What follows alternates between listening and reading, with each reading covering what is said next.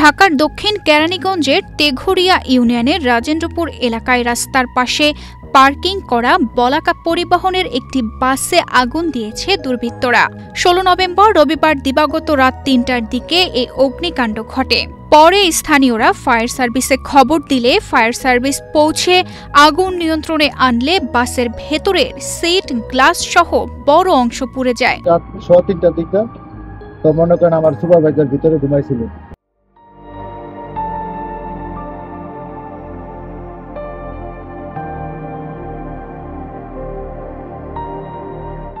এটা ফ্রিজের উপর থেকে বোতল থেকে আমার গ্লাস ভাঙ্গা গ্লাসের গাড়ির ভিতরে ঢুকা মনে করেন ৫ মিনিট সময় নিছে, এর ভিতরে আগুন ধরে গেছে। ঘটনার সময় বাসের কন্ডাক্টর শাওন ভেতরে ঘুমাচ্ছিলেন।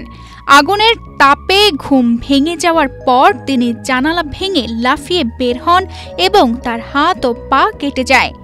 বড় ধরনের আর্থিক ক্ষতি হলেও প্রাণহানি ঘটেনি। আমার সুপারভাইজার গাড়ি গ্লাস ভাঙ্গা পরে বাইরে গেছে, হাত কাটা গেছে, পায়ে ব্যথা হয়েছে। দক্ষিণ কেরানীগঞ্জ থানার ওসি আক্তার হোসেন জানান, এটি নাশকতার ঘটনা কিনা এবং কারা জড়িত এ বিষয়টি খতিয়ে দেখা হচ্ছে। তানজিদা রহমান, ইনায়া, বাংলাদেশ প্রতিদিন।